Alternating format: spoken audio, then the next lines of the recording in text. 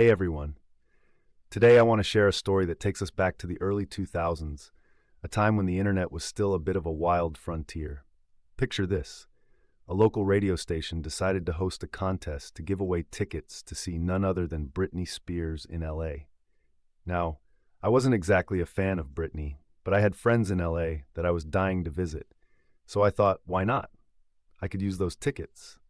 The contest was simple. Whoever could send the most emails to the DJ over the weekend would win. I mean, it was the early days of the internet, and there were wild contests like this happening all the time. But little did I know, things were about to get very interesting. Now, here's where the fun begins.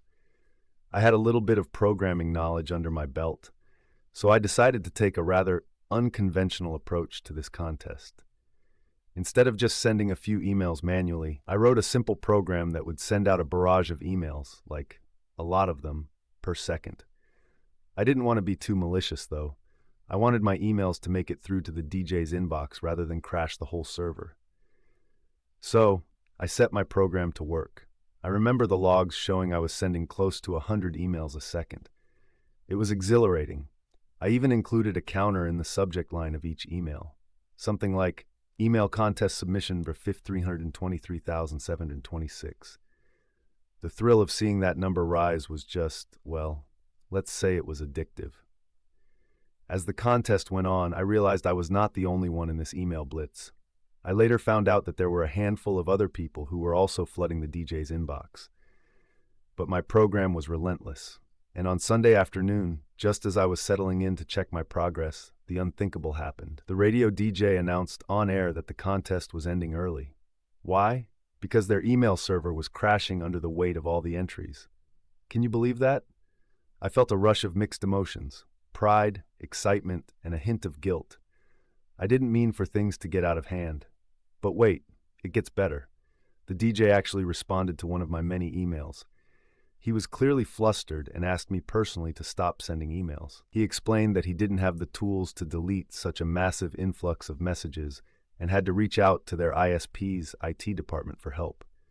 Can you imagine being that DJ, stuck in the middle of a digital storm, trying to salvage his show?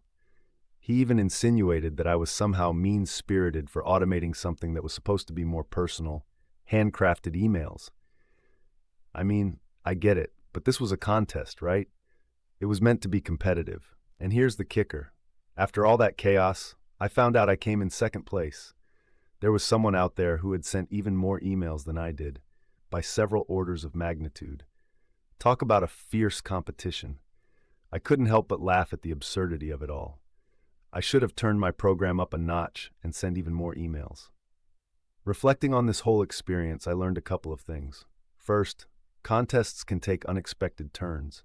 And second, sometimes it's best to keep things lighthearted.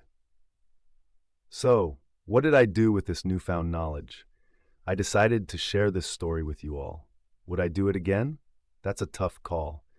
But I'm curious to hear from you. Have you ever participated in a contest that spiraled out of control? What's the wildest thing you've done for a chance to win something?